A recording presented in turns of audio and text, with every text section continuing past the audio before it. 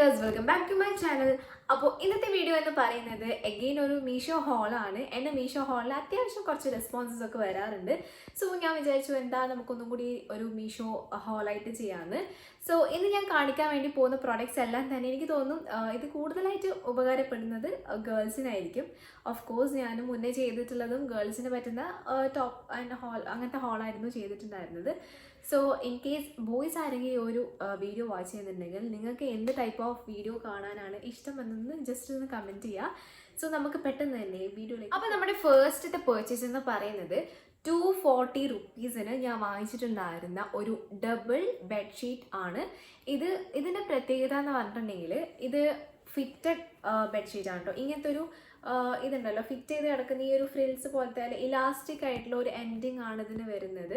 സൈഡിലൊക്കെ ഇങ്ങനെ ഇലാസ്റ്റിക് ആയിട്ടുള്ള എൻഡിങ് ആണ് വരുന്നത്.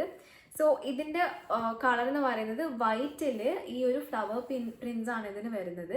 അടിപൊളിയായിട്ടുള്ള ഒരു പ്രിന്റിലൊക്കെ വരുന്ന ഒരു ബെഡ്ഷീറ്റാണ്. നിങ്ങൾക്കിത് ഞാൻ 100% റെക്കമെൻഡ് ചെയ്യും. ഇത് ആഫ്റ്റർ വാഷ് റിവ്യൂ ആണ്. കളറും കാര്യങ്ങളൊന്നും പോയിട്ടൊന്നുമില്ല, പ്രിന്റും പക്ക ആണ്, അതുപോലെ തന്നെ ഉണ്ട്. സോ ഇൻ കേസ് വാങ്ങിക്കുന്നുണ്ടെങ്കിൽ ഇതിപ്പോൾ ഞാൻ ഡബിൾ സൈസിൻ്റെ ബെഡിലാണ് വാങ്ങിച്ചിട്ടുണ്ടായിരുന്നത്. എൻ്റെ ബെഡിന് പെർഫെക്റ്റ് ആയിരുന്നു. ഞാനിവിടെ കൊടുത്തേക്കാം സൈഡിൽ എങ്ങനെയുണ്ട് ഇത് വിരിച്ചപ്പോൾ ഉണ്ടായ വ്യൂ എന്ന്.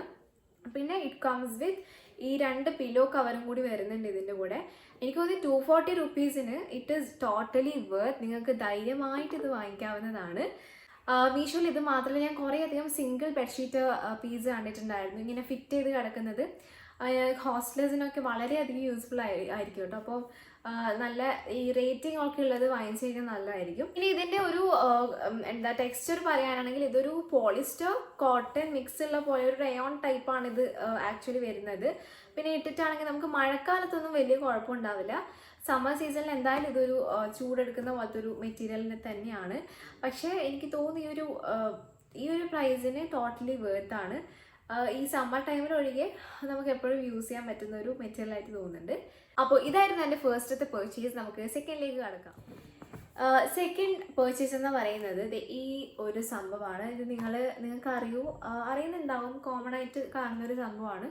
ഇത് എൻ്റെ ലൈഫ് സേവർ ആണെന്ന് പറയാം. കാരണം ഇതില്ലാത്ത ഒരു മന്ത് എനിക്ക് ഉണ്ടായിട്ടില്ല. പക്ഷേ കുറച്ച് കാലങ്ങൾ മുന്നേ എൻ്റെ ഹോട്ട് ബാഗ് നഷ്ടപ്പെട്ടിട്ടുണ്ടായിരുന്നു. അതായത് അതിന് ചെറിയൊരു എന്താ പറയുക ലീക്കേജും കാര്യങ്ങളും പ്രോബ്ലമൊക്കെ വന്നു. അപ്പോൾ അത് നമുക്ക് യൂസ് ചെയ്യാൻ പറ്റില്ലല്ലോ. പിന്നെ അതാണെങ്കിൽ ഇത്രയായിരുന്നു അതിൻ്റെ സൈസ് ഉണ്ടായിരുന്നത്. ഇതിപ്പോൾ കണ്ടോ നല്ല വലുപ്പത്തിലുള്ള സംഭവമാണ്. നമ്മൾ വയറ് ഫുള്ള് നമുക്ക് കവർ ചെയ്ത് ചൂട് എടുക്കാൻ വേണ്ടി പറ്റും.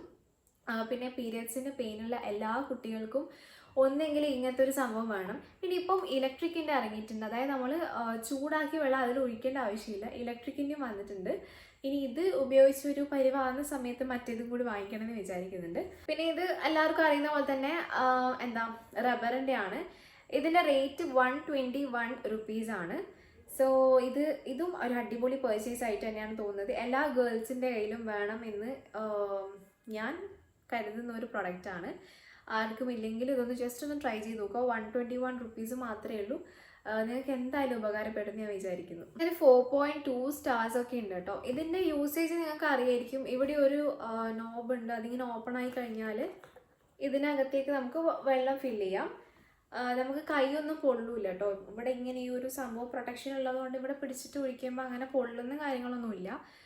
ഇതിനകത്തേക്ക് വെള്ളം നിറയ്ക്കാം. ഒരു 3/4 മാത്രമേ ഒഴിക്കാൻ പാടുള്ളൂ, ഫുള്ള് ഒഴിക്കരുത്. 3/4 ഒഴിച്ചിട്ട് നമുക്കിതിങ്ങനെ ക്ലോസ് ചെയ്തിട്ട് വെക്കാം.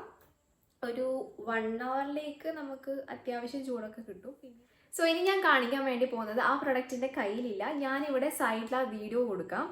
അപ്പോൾ ഈ ഒരു പ്രൊഡക്റ്റ് വന്നിട്ടുള്ളത് ഒരു ടാൻ കളർ ഉണ്ടല്ലോ, അതായത് ഓറഞ്ചും അല്ല മെറൂണും അല്ല, ആ ഒരു കളറാണ്. നിങ്ങൾക്ക് ഈ സൈഡിൽ കൊടുക്കുന്ന ആ പക്ക കളർ തന്നെയാണ് കേട്ടോ വന്നിട്ടുണ്ടായിരുന്നത്.